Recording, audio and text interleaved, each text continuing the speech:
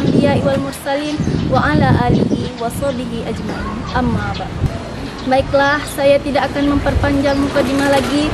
Langsung saja, judul ceramah saya pada siang hari ini adalah azab bagi yang meninggalkan salat. Salat merupakan kewajiban pokok agama Islam. Di dalam hadis, salat dinyatakan sebagai tiang agama. Bagi yang menunaikannya, berarti ia telah menegakkan agamanya. Bila meninggalkannya, berarti ia telah merobohkan agamanya. Salat memiliki makna yang sangat penting bagi kehidupan manusia. Sebab dengan salat akan menjalin hubungan kedekatan secara intens dengan Tuhan, dan salat dapat mencegah dari perbuatan keji dan mungkar.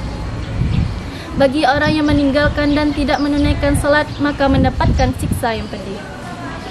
Perhatikan firman Allah Subhanahu wa Ta'ala. Apakah yang memasukkan kamu ke dalam neraka? Mereka menjawab, karena kami dahulu tidak termasuk orang-orang yang mengerjakan salat, dan kami tidak pula memberi makan orang miskin, dan adalah kami membicarakan yang batil bersama orang-orang yang membicarakannya. Quran Surah Al-Mudaththir ayat 42-45. Barang siapa yang meninggalkan salat dari waktunya karena sibuk dengan urusan harta bendanya, seperti jual beli, aktivitas, atau disibukkan oleh anaknya, maka ia termasuk orang-orang yang merugi. Rasulullah SAW bersabda, sesuatu yang pertama kali dihisab seorang hamba pada hari kiamat dari amalnya ialah salat. Jika salatnya baik, maka ia sungguh beruntung dan selamat. Jika salatnya kurang, maka ia sungguh menyesal dan merugi. Allah Subhanahu wa Ta'ala berfirman, A'udzu billahi minasyaitonir rajim. Bismillahirrahmanirrahim. Fawailul lil musallin alladzina hum an salatihim sahun. Yang artinya, maka celakalah bagi orang-orang yang salat, yaitu orang-orang yang lalai dari salatnya. Quran Surah Al-Ma'un ayat 4-5. Abu Naim meriwayatkan, barang siapa yang meninggalkan salat dengan sengaja, maka Allah akan mencatat namanya di depan pintu neraka sebagai orang yang akan masuk ke dalamnya. Dan ada pula sebagian para rawi hadis meriwayatkan, barang siapa yang memelihara salatnya, maka Allah akan memuliakannya dengan 5 hal. Yang pertama, kesulitan kehidupan akan hilangkan padanya. Yang kedua, dibebaskan dari siksa kubur. Yang ketiga, setiap amalnya diberi pahala oleh Allah.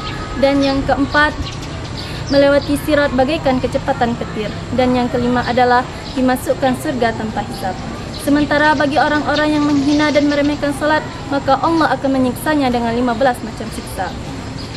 Adapun 3 siksaan yang menimpa di dalam kubur ialah liang kuburnya menyempit dan menghimpit tulang-tulang rusuknya hingga terpatah-patah, dan api dinyalakan di dalam kuburnya sehingga ia terpanggang siang dan malam, dan dia dililit ular besar di dalam kuburnya yang bernama Syuja'ul Aqra.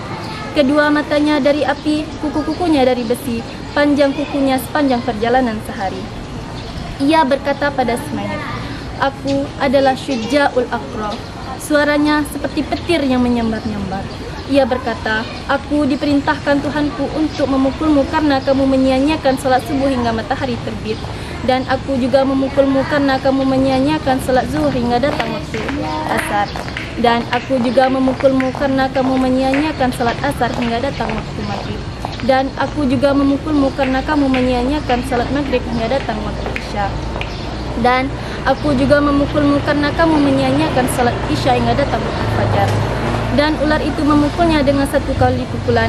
Ia terbenam ke dalam bumi 70 zira'. Ia disiksa terus-menerus sampai datang hari kiamat.